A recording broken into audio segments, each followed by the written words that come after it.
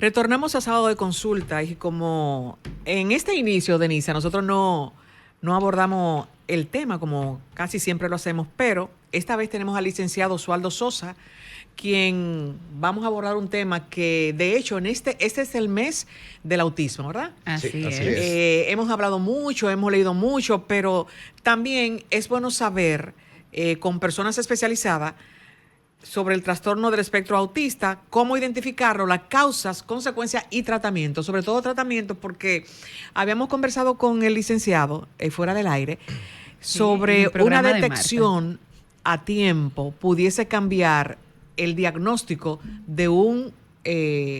Paciente. de un paciente con el espectro autista. Buenas tardes, doctor. Buenas tardes a todos los oyentes. Sí, conversábamos un poco fuera del aire acerca de este punto, ¿no? Yo decía que es difícil cambiar un diagnóstico, ¿sí? Siempre es muy recomendable obtener un diagnóstico temprano porque pues, nos va a permitir a nosotros, al equipo terapéutico, abordar tempranamente todos los retos que presentan las personas que están dentro del espectro. De modo que mientras más rápido iniciamos, mejor vemos que las personas que están dentro del espectro obtienen habilidades que le van a ayudar en su mejor desempeño en las diferentes actividades de la vida diaria. Doctor, de entrada quiero consultarle. Recientemente se dice que no hay indicios ni causas que conlleven a tener un niño autista o un trastorno del espectro autista, pero ¿qué tan frecuente en su consulta podemos visualizar, por ejemplo, puedo decir de cada 10 niños que visita, cuántos son autistas? Bueno, la verdad es que en los últimos años ha aumentado muchísimo la solicitud de terapias para niños que están dentro del espectro autista. Yo te puedo decir, Denise, que quizás el 85 o el 90% de los niños que acuden a mi terapia están dentro del espectro. Es decir, que en términos de números, de cada 10 pacientes que van a su consulta, 8 son autistas. Sí, probablemente esa sea la estadística. Hay estadísticas recientes, bueno, del año pasado, las últimas que se publicaron en Estados Unidos, y hablaba de un niño dentro del espectro entre cada 36 niños, en un rango etario de 0 a 8 años. Wow. Eso aumentó las últimas estadísticas que se tuvieron antes de esa. O sea, estamos hablando de 2021 aproximadamente, eran un niño entre cada 44, si mal no recuerdo. O sea que ha ido aumentando. Definitivamente en los últimos años hemos visto un aumento constante de casos de autismo. Pero podría decirse, esas son cifras en la República Dominicana. Esas son cifras en Estados Unidos. En Estados Unidos, pero en la República Dominicana usted habla con relación a los pacientes que tiene en su consultorio. 8 de cada 10. Se podría decir que como se habla mucho y muchos padres ya están más pendientes de algunas de las actitudes de sus niños, desde cuando comienzan a caminar, al habla, en qué tiempo hablan, se podría decir que la gente se está destapando. Sí, podemos decir que definitivamente al haber tantos casos, las personas pues cada vez están un poquito más abiertas y están un poco más pendientes de cómo va el desarrollo evolutivo de sus hijos, ¿no? No podemos olvidar que el espectro autista, el autismo, es un trastorno del neurodesarrollo. Por lo tanto, vemos lo más común que vemos son habilidades que el niño tenía hasta aproximadamente el año y 8 meses o los 2 años, y se comienzan a perder estas habilidades sobre todo comunicativas, hablar, decir papá, mamá, que le llamen y que el niño atienda. Sí, estas habilidades se comienzan a perder y los padres actualmente pues les llama mucho más la atención. Creo que en parte por la información que corre actualmente en las redes sociales y el hecho de que estemos nosotros aquí conversando de este tema favorece a esto justamente. Y pues también cada vez más tenemos un amigo, un primo, un vecino, un familiar que tiene a alguien o que conoce a alguien que está dentro del espectro, y esto pues está haciendo que las personas sean un poco más conscientes. Licenciado, yo tengo dos preguntitas. Una va fragmentada con la otra. La primera es, ¿por qué el término autista? ¿Qué es lo que le lleva, o sea, qué es el término autista? Y mi otra pregunta es, de 1 a 10 niños, ¿cuántos son autistas? No sé si puede darme más o menos un número de más o menos cuántos serían. O sea, ¿Un aproximado? Un aproximado de cuáles serían la cantidad de niños que hay autistas, de 1 a 10 niños, por ejemplo. Sí, la estadística es un poco difícil dar un número exacto, ¿no? Pero sí, en los centros de terapia tenemos muchos niños con autismo, ¿no? O muchos niños autistas. Claro, tenemos que considerar que yo veo muchos niños autistas o muchas personas autistas porque no todos son niños. También hay adultos adultos. mayores. Adultos. Sí, podemos tener adultos, yo tengo adultos, tengo Que jóvenes. detectaron tarde que tenía un autismo Sí, y que no se le notaba. Sí, sí puede ser. Se puede dar el caso. Sí puede dar el caso. Para responder la primera pregunta, el término autismo es un término que se refiere a una condición del neurodesarrollo que incluye básicamente trastornos o problemas o dificultades en la comunicación y en la socialización. Pueden estar asociados a otros elementos. Pueden haber trastornos sensoriales, pueden haber trastornos cognitivos, ¿sí? Pueden haber una cantidad de comorbilidades, es decir, otras condiciones que aparezcan dentro del espectro, pero básicamente sería eso, ¿no? Nos quedamos con que vemos dificultades en la socialización y en la comunicación. Y dentro del espectro, ejemplo, el autista, ejemplo, un indicio de ser autista, necesariamente tiene que ver con aislarse. Ejemplo, el niño que se aísla, o el joven o el adulto que se aísla, ya tiene indicios de autismo. Es una de las características más comunes porque, como decía, es quizás el factor principal del autismo, ¿no? Estas dificultades en la socialización y en la comunicación. Cuando una persona tiene dificultades en la comunicación, pues evidentemente se establece una barrera para socializar, ¿no? Lo que ocurre es que muchas personas que están dentro del espectro también conllevan o cursan con trastornos sensoriales, y la parte sensorial está muy ligada a la socialización, a cómo nos relacionamos con el ambiente que nos rodea. Una persona que tiene algún trastorno sensorial, digamos visual o auditivo, pues va a tener dificultades para salir a una fiesta o para ir a un cumpleaños, ¿no? Supongamos que es un niño pequeño. Y esto pues lo que va a ocasionar es que esta persona, este niño adulto, se retraiga y quizás se aparte, ¿no? Un poco para protegerse, ¿sí?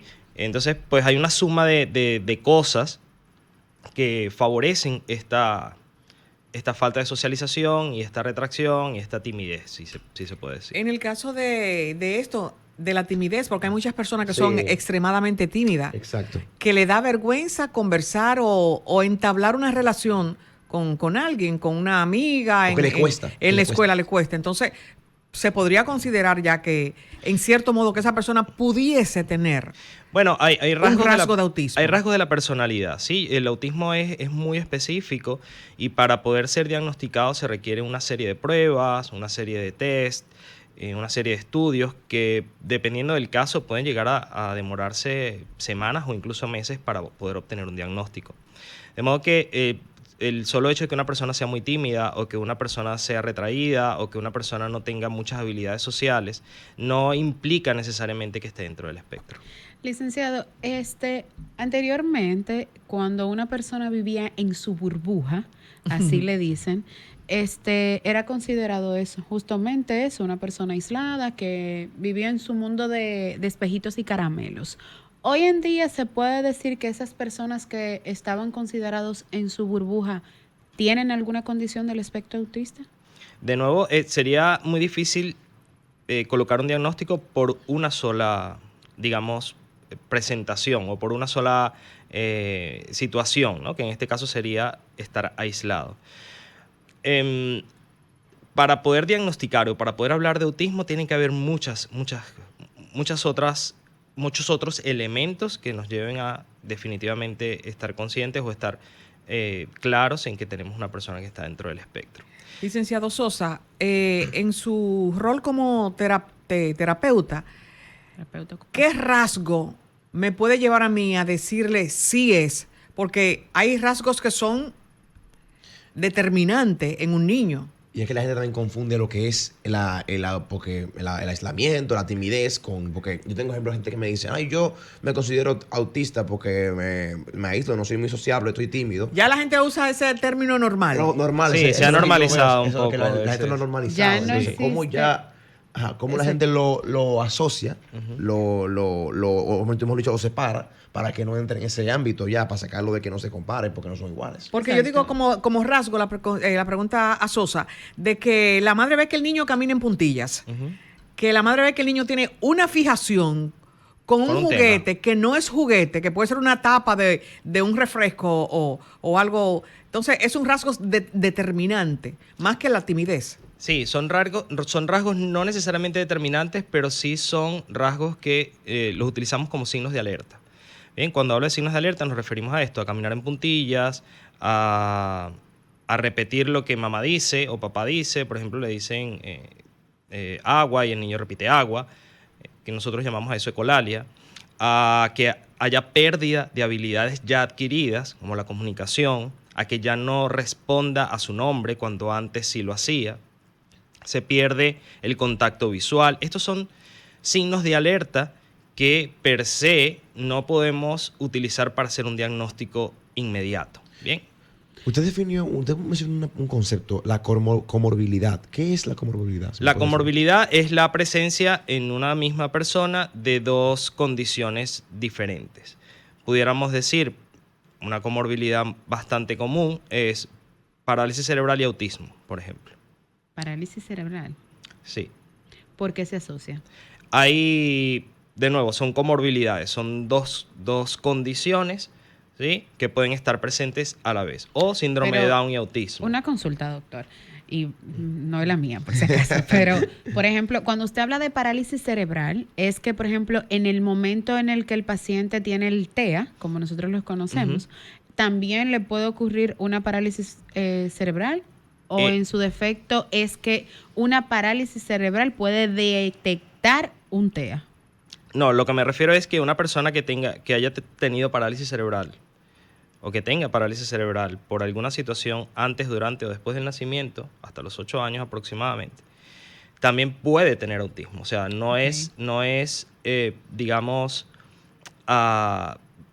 definitivo que una persona que tenga parálisis cerebral no puede tener autismo, no puede ser autista, o que una persona que tenga síndrome de Down no pueda ser autista. Estas son comorbilidades, ¿sí? ¿Hay diferencia entre los rasgos entre niñas y niños? Sí, definitivamente hay muchos más diagnósticos en niños que en niñas. Muchas veces en las niñas se presenta el autismo de una manera, digamos, más funcional, y en muchos casos no se detecta tan temprano o no es tan fácil de detectar como en los niños. Doctor, ¿qué es un autismo funcional?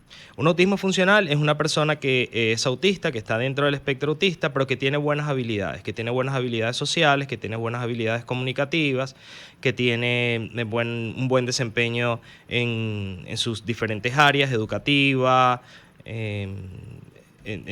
laboral, ¿sí? Que es independiente en sus actividades de la vida diaria, etcétera. Podría decir, un ejemplo, yo hablaba fuera del aire con Denisa, bueno, y con usted. Es posible que uno de nosotros pudiese tener exactamente. ¿No? Entonces, hay muchas personas, adultos mayores, adultos, que pueden tener el TEA. Está interesante. Sí, definitivamente. Y nunca se lo detectaron, nunca. Sí. Puede ser como hiperactividad, sí.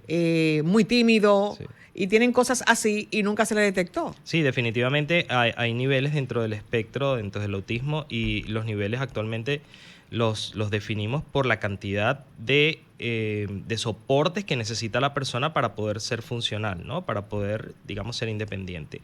Y definitivamente hay personas que están en un nivel muy leve de autismo, en un nivel 1, que son totalmente funcionales y que incluso, pues, quizás ni siquiera tengan un diagnóstico actualmente. Licenciado, chicos, tenemos que cumplir con unos compromisos. Como en este inicio, Denisa, nosotros no abordamos el tema como casi siempre lo hacemos, pero esta vez tenemos al licenciado Oswaldo Sosa, quien vamos a abordar un tema que, de hecho, este es el mes del autismo, ¿verdad? Así es.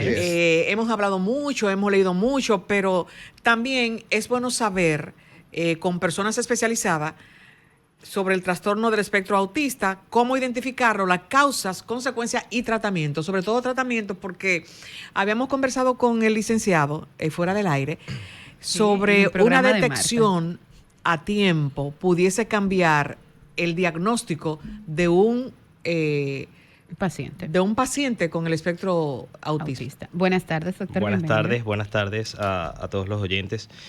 Sí, conversábamos un poco fuera del aire acerca de este punto, ¿no? Yo decía que es difícil cambiar un diagnóstico, ¿sí? Siempre es muy recomendable obtener un diagnóstico temprano porque pues, nos va a permitir a nosotros, al equipo terapéutico, abordar tempranamente todos los retos que presentan las personas que están dentro del espectro. De modo que mientras más rápido iniciamos, mejor vemos que las personas que están dentro del espectro obtienen habilidades que le van a ayudar en su mejor desempeño en las diferentes actividades de la vida diaria. Doctor, de entrada quiero consultarle. Recientemente se dice que no hay indicios ni causas que conlleven a tener un niño autista o un trastorno del espectro autista, pero ¿qué tan frecuente en su consulta podemos visualizar, por ejemplo, puedo decir de cada 10 niños que visita, cuántos son autistas? Bueno, la verdad es que en los últimos años ha aumentado muchísimo la solicitud de terapias para niños que están dentro del espectro autista. Yo te puedo decir, Denise, que quizás el 85 o el 90% de los niños que acuden a mi terapia están dentro del espectro. Es decir, que en términos de números, de cada 10 pacientes que van a su consulta, 8 son autistas. Sí, probablemente esa sea la estadística. Hay estadísticas recientes, bueno, del año pasado, las últimas que se publicaron en Estados Unidos, y hablaba de un niño dentro del espectro entre cada 36 niños, en un rango etario de 0 a 8 años. Wow. Eso aumentó las últimas estadísticas que se tuvieron antes de esa. O sea, estamos hablando de 2021 aproximadamente, eran un niño entre cada 44, si mal no recuerdo. O sea que ha ido aumentando. Definitivamente en los últimos años hemos visto un aumento constante de casos de autismo. Pero podría decirse, esas son cifras en la República Dominicana. Esas son cifras en Estados Unidos. En Estados Unidos, pero en la República Dominicana usted habla con relación a los pacientes que tiene en su consultorio. 8 de cada 10. Se podría decir que como se habla mucho y muchos padres ya están más pendientes de algunas de las actitudes de sus niños, desde cuando comienzan a caminar, al habla, en qué tiempo hablan, se podría decir que la gente se está destapando. Sí, podemos decir que definitivamente al haber tantos casos, las personas pues cada vez están un poquito más abiertas y están un poco más pendientes de cómo va el desarrollo evolutivo de sus hijos, ¿no? No podemos olvidar que el espectro autista, el autismo, es un trastorno del neurodesarrollo. Por lo tanto, vemos lo más común que vemos son habilidades que el niño tenía hasta aproximadamente el año y 8 meses o los 2 años, y se comienzan a perder estas habilidades sobre todo comunicativas, hablar, decir papá, mamá, que le llamen y que el niño atienda. Sí, estas habilidades se comienzan a perder y los padres actualmente pues les llama mucho más la atención. Creo que en parte por la información que corre actualmente en las redes sociales y el hecho de que estemos nosotros aquí conversando de este tema favorece a esto justamente. Y pues también cada vez más tenemos un amigo, un primo, un vecino, un familiar que tiene a alguien o que conoce a alguien que está dentro del espectro, y esto pues está haciendo que las personas sean un poco más conscientes. Licenciado, yo tengo dos preguntitas. Una va fragmentada con la otra. La primera es, ¿por qué el término autista? ¿Qué es lo que le lleva, o sea, qué es el término autista?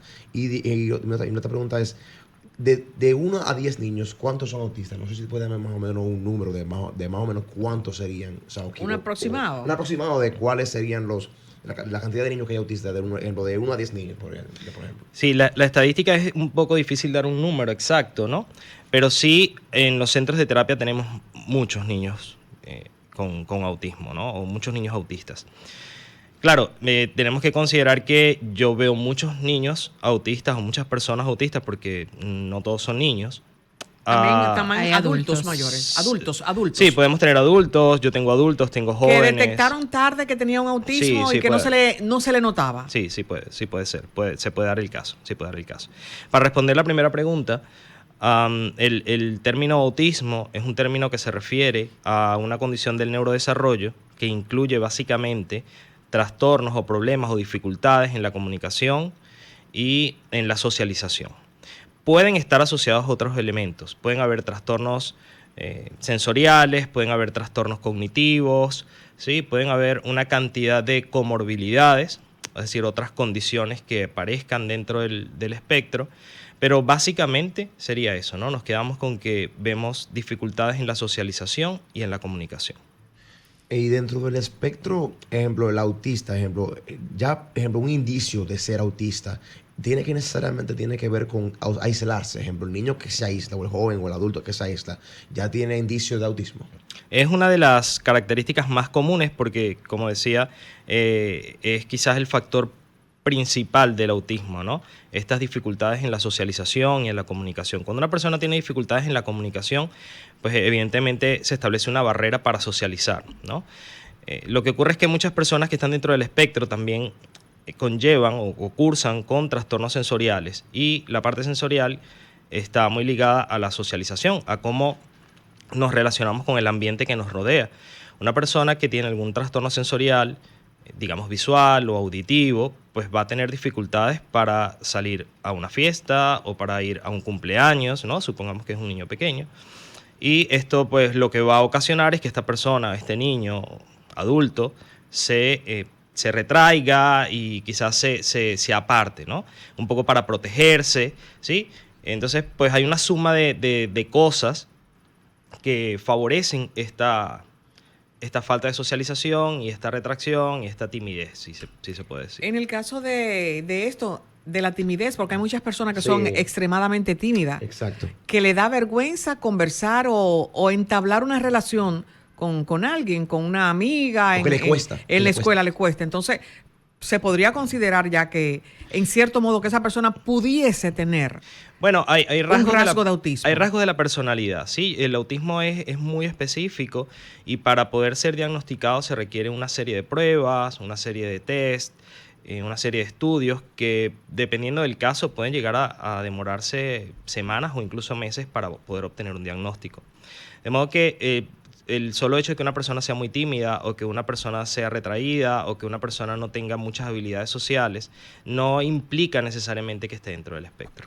Licenciado, anteriormente, cuando una persona vivía en su burbuja, así le dicen, era considerado eso, justamente eso, una persona aislada que vivía en su mundo de espejitos y caramelos.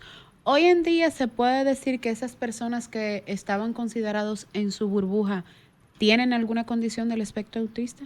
De nuevo, sería muy difícil colocar un diagnóstico por una sola, digamos, presentación o por una sola situación, ¿no? Que en este caso sería estar aislado. Para poder diagnosticar o para poder hablar de autismo tienen que haber muchos otros elementos que nos lleven a definitivamente estar conscientes o estar claros en que tenemos una persona que está dentro del espectro. Licenciado Sosa, en su rol como terapeuta, ¿qué rasgo me puede llevar a mí a decirle sí es? Porque hay rasgos que son determinantes en un niño. Y es que la gente también confunde lo que es porque el aislamiento, la timidez, porque yo tengo ejemplos de gente que me dice, ay, yo me considero autista porque me aíslo, no soy muy sociable, estoy tímido. Ya la gente usa ese término normal. No, normal. Sí, se ha normalizado un poco. La gente lo ha normalizado. Ya no Entonces, cómo la gente lo asocia, o hemos dicho, lo separa, para que no entre en ese ámbito ya, para sacarlo de que no se comparen, porque no son iguales. Porque Exacto. yo digo como rasgo la pregunta a Sosa, de que la madre ve que el niño camina en puntillas, que la madre ve que el niño tiene una fijación con un juguete tema que no es juguete, que puede ser una tapa de un refresco o algo. Entonces, es un rasgo determinante, más que la timidez. Sí, son rasgos no necesariamente determinantes, pero sí son rasgos que los utilizamos como signos de alerta. Bien, cuando hablo de signos de alerta nos referimos a esto, a caminar en puntillas, a repetir lo que mamá dice o papá dice. Por ejemplo, le dicen agua y el niño repite agua, que nosotros llamamos a eso ecolalia. A que haya pérdida de habilidades ya adquiridas, como la comunicación, a que ya no responda a su nombre cuando antes sí lo hacía. se pierde el contacto visual. Estos son signos de alerta que per se no podemos utilizar para hacer un diagnóstico inmediato. Bien. Usted mencionó un concepto, la comorbilidad. ¿Qué es la comorbilidad? La comorbilidad es la presencia en una misma persona de dos condiciones diferentes. Pudiéramos decir, una comorbilidad bastante común es parálisis cerebral y autismo, por ejemplo. Parálisis cerebral. Sí. ¿Por qué se asocia?